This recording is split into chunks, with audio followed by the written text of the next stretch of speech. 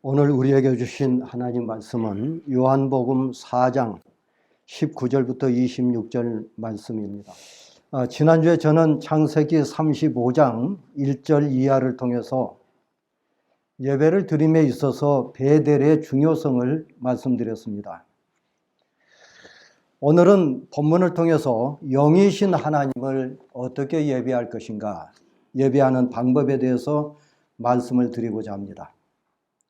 어느 날 예수님께서 사마리아 지경에 있는 수가성에 들어가셨습니다.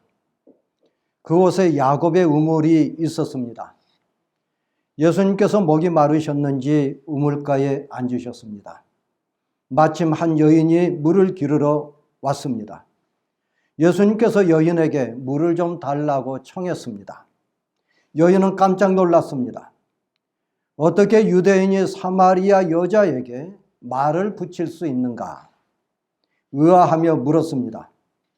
예수님은 목마른 것도 잊으시고 생명의 물에 대하여 말씀해 주셨습니다. 대화를 나누던 중에 여인은 상대가 범인은 아니라고 판단했습니다. 선지자라고 하는 생각이 들었습니다. 여인은 마침 잘 되었다 싶어서 평소에 생각하고 있던 것을 여쭈었습니다. 우리 조상들은 이 산에서 예배하였는데 당신들의 말은 예배할 곳이 예루살렘에 있다 하더이다. 어느 것이 맞느냐 하는 겁니다. 유대인들이 주장하는 것처럼 예루살렘에 있는 성전에서 예배를 드려야 하는지, 우리 사마리아인들이 주장하는 것처럼 그리심산에 있는 성전에서 예배를 드려야 하는지 말씀해 보라고 하는 요구였습니다. 우리가 생각하기에 흔히 북왕국 이스라엘이 멸망한 후에 북왕국에 살던 사람들은 모두 이주당하고 텅 빈 사마리아 지역에 이방인들로 채워졌다고 그렇게 생각합니다.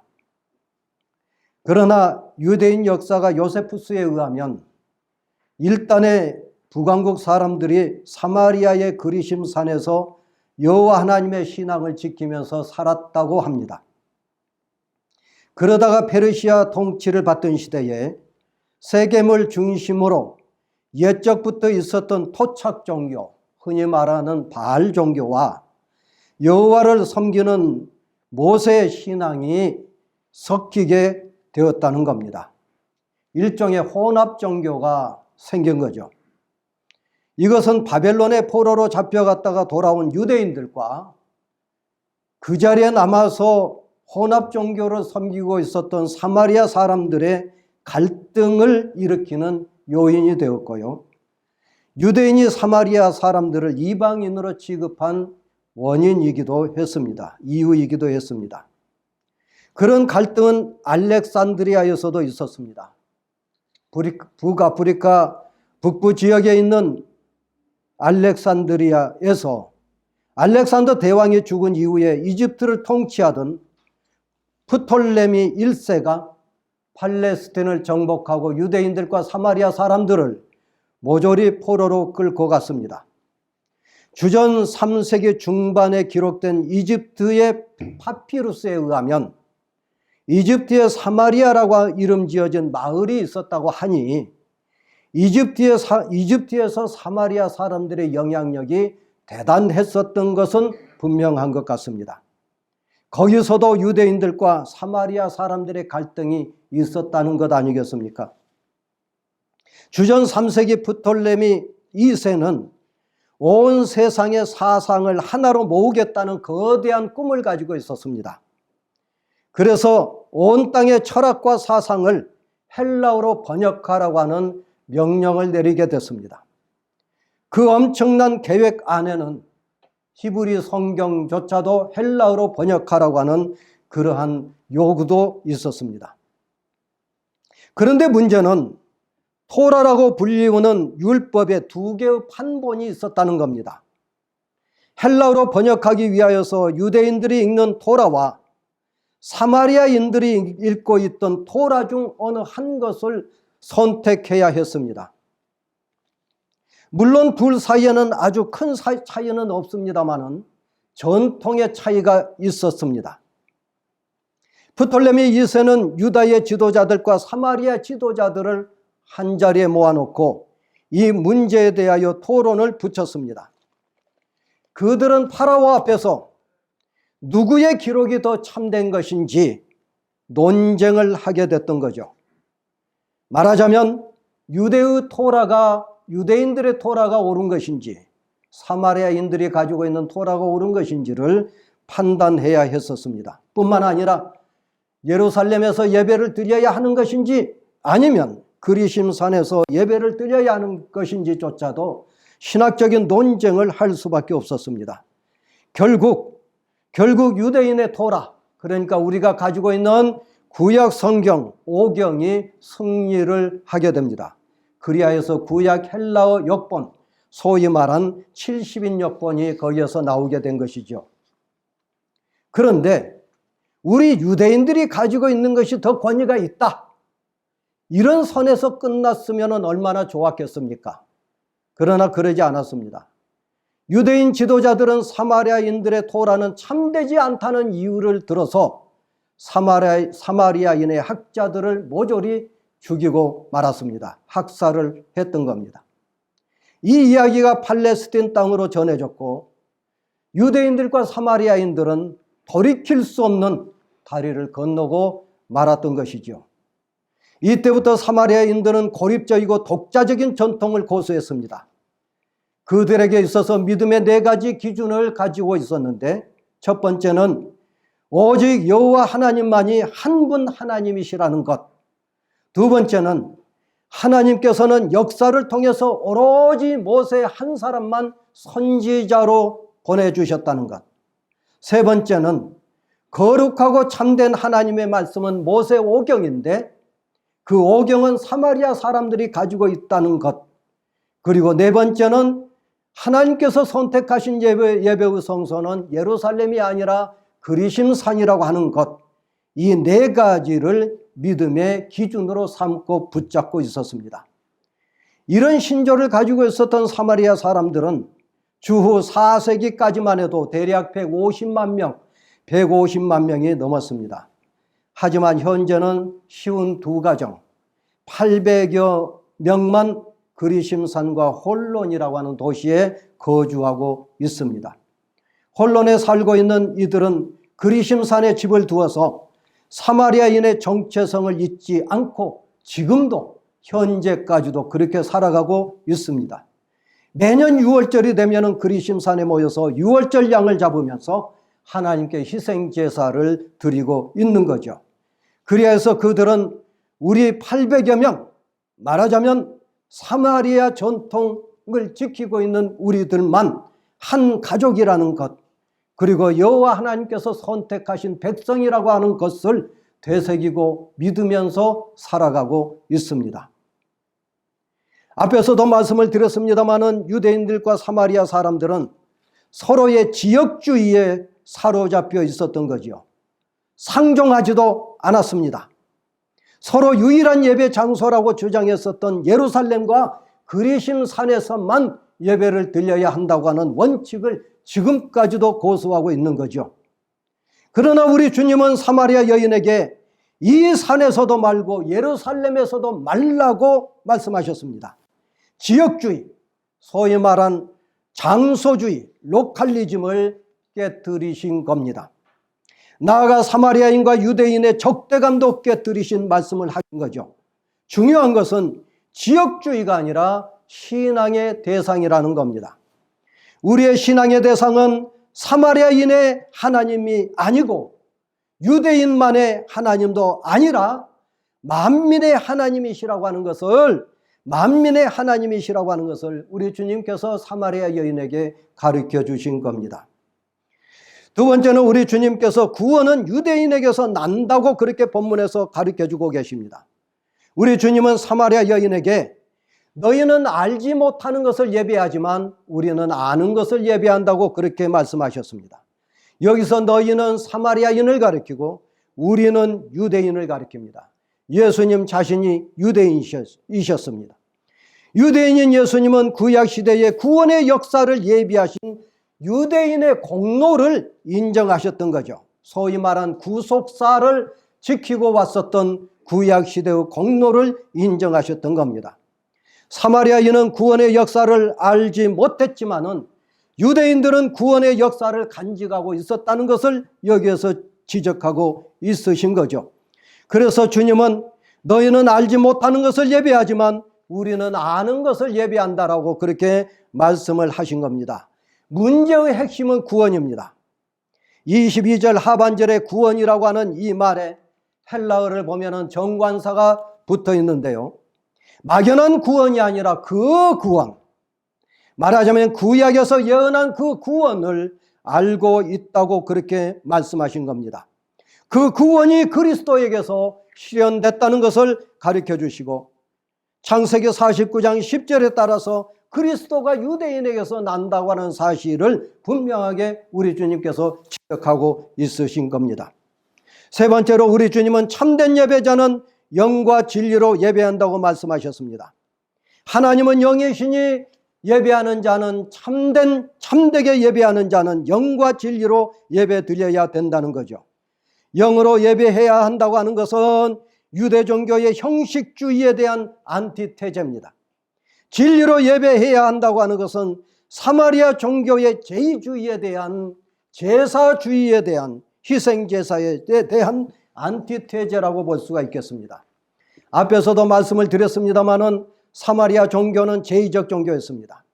지금도 현재도 그리심산과 홀론이라고 하는 마을에서는 사마리아 사람들의 한 1000여 명이 모여서 매년 6월절이 되면은 모세 율법에 명시된 대로 제사를 지내고 있습니다. 수많은 양이 도살당하고 그 피를 뿌리면서 희생 제사를 드리는 모습은 거대한 도축장을 연상하게 하지만 제의적 측면에서 볼 때에는 참으로 장관이 아닐 수가 없었겠지요. 이처럼 구약의 제의를 통해서 구원에 도달하려고 하는 그들에게는 예언자들의 신탁은 필요가 없었던 겁니다. 시편을 통한 찬미도 거부했습니다. 지혜문서를 통한 인생론도 필요가 없었던 거죠. 나아가 그들에게는 하나님의 구원의 역사에 대한 구원사에 대한 성찰과 고민이 없었던 겁니다. 한마디로 말씀을 드리면 사마리아 종교에는 진리가 없었던 겁니다. 반면에 유대 종교는 율법과 예언서와 성문서를 모두 가지고 있었지만은 오늘 우리가 가지고 있는 39권의 구약 성경을 모두 가지고 있었지만 그들은 율법을 통해서 모세 종교의 규범적인 신앙을 지키고자 했고 예언자들을 통해서 선포되는 하나님의 말씀을 간직하고자 했고 지혜자들을 통한 하나님의 지혜를 간직하고자 했었던 것은 분명합니다. 그러나 그들은 율법주의에 치중을 했고 율법주의를 지향을 했고 형식주의를 구현을 했던 거죠. 수많은 규례와 전통을 만들어서 사람을 올가매는 데 집중을 했습니다. 그들에게는 성령이 없었습니다. 영이 없는 예배를 드릴 수밖에 없었던 겁니다. 그래서 그들은 영이 없는 예배, 율법의 자구에 충실한 형식적인 예배에 목을 메고 말았습니다. 오늘 본문에서 우리 주님은 사마리아 종교처럼 제의에 빠져서 진리를 도외시하거나 유대교처럼 형식주의와 율법주의에 빠져서 성령의 역사를 무시하는 오류를 지적하고 계신 겁니다. 우리 주님은 하나님께서 찾으시는 사람은 오로지 영과 진리로 예배하는 자라고 가르치고 계십니다. 예수님께서 사마리아 여자에게 아버지께 예배할 때 참되게 예배하는 방법은 영과 진리로 예배하는 자라고 그렇게 분명하게 말씀을 하셨습니다. 여기서 영이라고 하는 말은 신령하게 예배를 드린다는 말이 아니라 성령에 의해서 예배를 드린다라고 하는 그런 말입니다. 푸뉴마, 헬라어로 푸뉴마라고 하는 단어입니다. 빌립보서 3장 3절을 보면 사도 바울이 이런 말씀을 했습니다. 하나님의 성령으로 봉사하며 그리스도 예수로 자랑하고 육체를 신뢰하지 아니하는 우리가 곧 할례파라, 이렇게 말을 하고 있는데요. 하나님의 성령으로 봉사하며 할 때 이 봉사라고 하는 단어는 라트레우오라고 하는 헬라어인데 성령으로 예배하며라고 번역을 해야 옳습니다. 영어 성경에서는 대부분 성령으로 예배하며라고 번역이 되어 있습니다. 말하자면 사도 바울조차도 하나님께 예배하는 그 예배는 반드시 성령으로 예배드려야 된다고 하는 것을 지적하고 있는 겁니다. 우리의 장로교의 교주인 칼빈 역시 예배의 핵심은 성령의 임재였습니다. 칼빈은 언제나 예배를 시작하기 전에 하나님의 임재를 간구했습니다. 칼빈은 성경을 낭독하기 전에, 성경을 봉독하기 전에 성령의 임재를 기도를 했습니다. 성찬을 집례하기 전에 성령의 임재를 기도를 했던 거죠. 예배가 전적으로 성령의 인도하심을 통해서 이루어진다고 하는 사실을 칼빈은 보여주고 있었던 겁니다. 20세기 영국의 복음주의 설교자 마틴 로이드 존슨 목사는 그의 책 부흥이라고 하는 책에서 이렇게 말을 하고 있습니다. 하나님의 성령이 역사하지 않을수록 예배는 형식화되었다. 반면에 신앙이 회복될수록 성령께서 주관하시는 예배가 되었다. 이렇게 말하고 있습니다. 물론 예배의 형식이 필요합니다. 하지만 예배의 형태가 형식과 의식에 사로잡히면 성령의 역사가 줄어들 수밖에 없는 것은 당연한 사실입니다. 바꾸어 말하면 성령님께서 역사하지 아니하시면 예배는 형식화되고 그리고 영적인 침체기에 빠질 수밖에 없다고 하는 사실입니다. 그러나 부흥이 일어나면 성령께 속한 자유를 경험하게 됩니다. 따라서 로이드 존스 목사는 20세기 영국 교회들을 향하여서 예배를 드리면서 성령을 소멸시키지 말라고 경고를 하고 있었던 거죠. 실제로 2005년 앵글리칸 처치 센서스에 따르면 기독교인이라고 밝힌 영국 사람들은 전체 인구의 71%에 달하고 있는데 매주 교회에 출석한 사람은 1979년에 12%, 그리고 2005년에는 6.3%로 감소했다고 하는 사실입니다. 자신이 기독교인이라고 말한 자가 인구의 71%인데 주일마다 교회 가서 예배를 드리는 자는 6%밖에 되지 않는다고 하는 사실이에요. 로이드 존스 목사는 부흥이라고 하는 책에서 이렇게 경고합니다. 교회에서 부흥이 떠나면 성가대를 강조합니다. 돈을 주고 성가대를 사옵니다. 그들의 중심에 하나님을 사랑하는지에 대한 관심은 전혀 없습니다. 알 필요도 없습니다. 오늘 찬양 좋았어, 이렇게 평가합니다. 성가대가 성도들을 위해서 노래한다는 겁니다. 이것은 성령을 소멸하는 것입니다. 하나님을 만날 생각도 안 합니다. 나아가 오늘날 여러분은 교회에서 실행하고 있는 여러 프로그램을 주목해 보셨습니까? 모든 것이 다 짜여져 있습니다. 프로그램에 너무 매여 있어서 성령께서 역사하실 틈이 없지 않습니까? 어째서 이처럼 형식적이 되었습니까? 모든 것을 이처럼 묶어놓은 것은 무엇 때문입니까? 성령께서 갑자기 임하시면 어떻게 하시렵니까? 저는 매우 심각하게 이 문제를 여러분들에게 말씀드리고자 합니다. 이렇게 로이드 존슨 목사는 외치고 있습니다. 사랑하는 여러분, 초대교회 예배는 형식적이지 않았습니다. 성령에 의해서 예배가 드려졌기 때문에 서로들 기대감으로 가득 차 있었습니다. 예배가 형식적이 되면 성령을 소멸시킬 죄를 지을 수가 있습니다. 형식적인 예배는 스마트하기 때문에 사람들을 만족시킬 수 있을는지 모르겠습니다. 하지만 하나님을 기쁘시게 하는 예배와는 거리가 멀다고 하는 사실입니다. 칼빈이 예배 중에 성령의 임재하심을 구하는 기도를 3번이나 드렸던 이유는 뭘까요? 예배는 성령께서 주관하시고 이끌어 가셔야 된다고 하는 사실입니다. 어떤 형식보다도 성령의 역사가 우선되어야 된다고 하는 사실을 칼빈은 우리들에게 가르쳐주고 있지 않겠습니까? 성령의 역사가 충만한 예배, 성령으로 인도함을 받은 예배, 하나님께 신령과 진정으로 드리는 귀한 예배가 되지 않을까 싶습니다.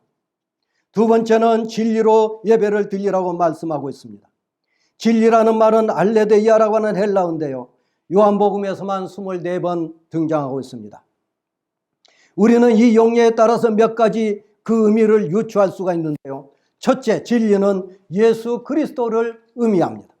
요한복음 14장 6절 말씀을 보면은 예수께서 이르시되 내가 곧 길이요 진리요 생명이니, 우리 주 예수 그리스도께서 진리이십니다. 우리 주 예수 그리스도의 보혈을 통해서만이 하나님께 나아갈 수가 있습니다. 두 번째, 진리는 하나님의 말씀입니다. 요한복음 17장 17절을 보면은 그들을 진리로 거룩하게 하옵소서. 아버지의 말씀은 진리니이다. 하나님의 백성에게 선포된 하나님의 말씀이 진리라고 하는 사실입니다. 셋째로 진리는 우리를 자유케 하시는 하나님의 아들을 아는 것이 진리입니다. 요한복음 8장 32절을 보면은 진리를 알지니 진리가 너희를 자유롭게 하리라. 이는 하나님과 예수 그리스도를 인격적으로 만나고 실제적으로 아는 것을 의미합니다. 우리 주님과 친밀한 교제를 통해서 주님을 아는 것, 그 사실이 진리라고 하는 것이에요. 그러면 진리로 예배한다는 말은 무슨 말일까요? 첫째, 자신의 공로가 아닌 십자가의 보혈의 공로에 의해서 하나님께 나아가 예배하는 것을 말합니다. 누가복음에 의하면은 세리와 바리새인의 기도가 18장에 기록되어 있는데요. 세리는 멀리 서서 감히 눈을 들어 하늘을 쳐다보지도 못하고 다만 가슴을 치며 이르되 하나님이여 불쌍히 여기소서 나는 죄인이로소이다 하였느니라. 의롭다 하심을 받은 사람이 누구였습니까? 바리새인이 아니라 바로 이 세리였습니다. 애통하는 마음으로 예수 그리스도의 십자가에 의지해서 하나님께 나아가 하나님을 예배하는 것, 그것이 바로 진리로 예배한다는 말이지 않겠습니까? 둘째는 성서적 하나님을 신뢰하며 예배하는 것을 말합니다. 성령의 조명으로 성경이 말씀하는 하나님을 그대로 믿고 경배하는 것을 말합니다. 예를 들어서 성경은 우리에게 하나님은 너희를 사랑한다고, 우리를 사랑한다고 이렇게 말씀하고 있습니다. 요한일서 4장 10절을 보면 우리가 하나님을 사랑한 것이 아니요 오직 하나님이 우리를 사랑하는 것이라 이렇게 말씀하셨습니다. 그럼에도 불구하고 우리는 가끔 하나님을 향하여 질문합니다. 하나님 정말 나를 사랑하십니까? 그러면 왜 나에게 이렇게 고통과 고난과 아픔이 있습니까? 하고 질문을 하게 됩니다. 여러분, 그럼에도 불구하고 이런 감정과 상관없이, 이런 환경과 상관없이 하나님께서 우리를 사랑하신다고 하는 주의 말씀을 믿고 예배하는 것, 그것이 진리로 예배하는 것을 가리킵니다. 세 번째는 우리를 죄에서 자유하게 하시는 복음에 기초하여 예배하는 것을 가리킵니다. 저 예수 그리스도의 대속의 죽음으로 죄의 용서와 구원의 기쁨과 감사가 담긴 예배입니다. 부활의 소망과 영원한 생명을 바라보는 예배입니다. 이처럼 영과 진리로 드리는 예배, 이 예배에는 하나님과 진정한 만남이 있습니다. 하나님께서 이렇게 참되게 예배하는 자를 찾으신다고 말씀하셨기 때문에 그렇습니다. 영성 훈련의 대가인 헨리 블랙갑이라고 하는 목사가 있습니다. 이분이 하나님을 경험하는 삶이라고 하는 책에서 자기 자신의 간증을 말을 하고 있습니다. 제가 그 책의 내용을 그대로 인용해서 여러분에게 들려드리겠습니다. 외동딸 캐리가 16살 때 암에 걸려서 화학요법과 방사선 치료를 받았습니다. 캐리가 고통스러워하면 저도 고통스러웠습니다. 캐리의 투병은 절망적이었습니다. 이런 상황에 처했을 때 하나님께 당신의 뜻을 보여달라고 부탁할 수 있습니다. 저도 그렇게 했습니다. 왜 나입니까? 왜 나입니까? 하나님께 수없이 질문했습니다. 그러나 주님은 저를 사랑하지 않는군요 라고 말한 적은 없습니다. 저는 하나님 앞에 나아가서 딸 아이의 뒤에 있는 십자가를 보았습니다. 아버지, 환경 때문에 하나님의 사랑을 의심하지 않도록 도와주시옵소서. 저를 향한 당신의 사랑은 십자가에서 이미 해결됐습니다. 저에게 그 사실은 변하지 않았고 앞으로도 변하지 않을 겁니다. 환경이 어떠하든지 하나님의 사랑은 변하지 않습니다. 캐리가 암에 걸리기 훨씬 전부터 결심한 게 있습니다. 그것은 어떤 환경에 처하든지 십자가의 공로를 먼저 생각하기로 한 겁니다. 십자가와 예수 그리스도의 죽음과 부활이야말로 하나님 사랑의 전체적이고 완전하며 최종적인 사랑의 표현입니다. 하나님의 사랑을 의심하지 마십시오. 블랙가비 목사는 그렇게 우리를 향하여 권면하고 있습니다. 현재 블랙가비 목사는 분명 환경과 상황이 절망적이었습니다.